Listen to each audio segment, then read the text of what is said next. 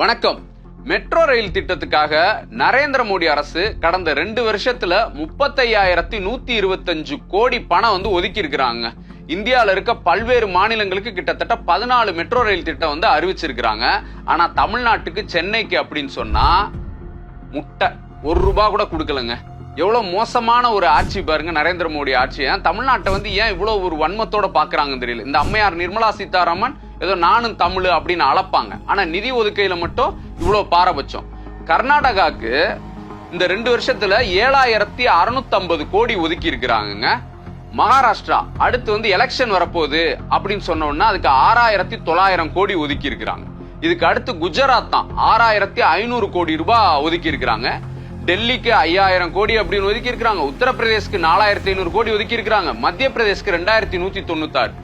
இப்படி பல மாநிலங்களுக்கும் கொடுத்த நரேந்திர மோடி அரசு தமிழ்நாட்டுக்கு மட்டும் கொடுக்கவே இல்லைங்க. இதுல இன்னும் ஒரு மோசமான விஷயம் என்ன அப்படின்னா, கர்நாடகால பாஜக ஆண்டுகிட்டு இருந்த காலகட்டத்தை சேர்த்து இந்த 5 வருஷத்துல 16,500 கோடி ரூபாய் ஒதுக்கி இருக்கிறாங்க அப்படின்னு சொல்லி பாஜகவை சேர்ந்த அண்ணாமலையோட ஃப்ரெண்ட் இருக்கிறார்ல தேஜஸ்வி சூர்யான்றவர், அவர் எங்களுக்கு நன்றி, இவங்களுக்கு மகிழ்ச்சி அப்படின்னு போட்டிருக்கிறாருங்க. இந்த அண்ணாமலையை நான் கேட்கிறேன், நீங்க இப்படி தமிழ்நாட்டுக்கு ஒதுக்கலையே அப்படின்னு சொல்லி உங்க பாஜக தலைமையை பார்த்து கேள்வி கேட்பீங்களா? ஏன் இப்படி ஒதுக்காம இருக்கீங்கன்னு? இது அண்ணாமலை கேட்பாரா? தேஜஸ்வி சூர்யா போய் அவங்களுக்காக கேட்கிறாரு. அண்ணாமலை இங்க கேட்பாரா அப்படின்னா கேட்க மாட்டாரு. தனலாபம் வானதி சீனிவாசன் அவங்க இதை பத்தி கேட்பாங்களா அப்படின்னா அவங்களும் கேட்க மாட்டாங்க. அப்ப பாஜகவுக்கு இங்க ஒரு லோக்கல்ல வார் ரூம் வச்சு வாட்ஸ்அப்ல வர்ற வதந்திகளை வச்சு அரசியல் பண்றாங்களே தவிர மாநில நன்மைக்கு கட்டமைப்புக்கு அதுக்கு போய் நரேந்திர மோடிட்ட ஒரு கோரிக்கை வைக்கலாம் அப்படின்னா இவங்க யாருமே வைக்க மாட்டாங்க.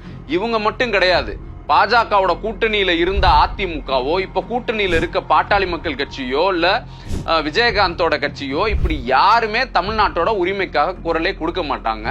நரேந்திர மோடி அரசு இப்படி நிதி ஒதுக்குறதுல பாரபட்சம் காட்டினதுக்காகத்தான் நம்மளுடைய கழக தலைவர் தமிழ்நாடு முதலமைச்சர் நரேந்திர மோடி கூட்டின நிதி ஆயோக் கூட்டத்துக்கு நான் கலந்துக்க மாட்டேன் அப்படின்னு சொல்லி சொன்னார். இப்ப கடைசியா ஒண்ணு சொல்றேன், எனக்கு ஓட்டு போட்ட மக்களும் சரி எனக்கு ஓட்டு போடாத மக்களும் நம்ம இவங்களுக்கு ஓட்டு போடாம போயிட்டோமே அப்படின்னு நினைக்கிற அளவுக்கு அவங்களுக்கும் திட்டத்தை கொடுக்கறதா என்னுடைய நோக்கம் அப்படின்னு சொல்லி நம்ம கழக தலைவர் தமிழ்நாடு முதலமைச்சர் சொல்லுவார். ஆனா நரேந்திர மோடி பாருங்க, அவருக்கு ஓட்டு போடல அப்படின்னு சொன்ன உடனே நம்ம மேல பாருங்க ஒரு எதிரியை ட்ரீட் பண்ற மாதிரி ட்ரீட் பண்ணிட்டு இருக்கிறாரு. இது ஒரு அநீதியான செயல். நன்றி.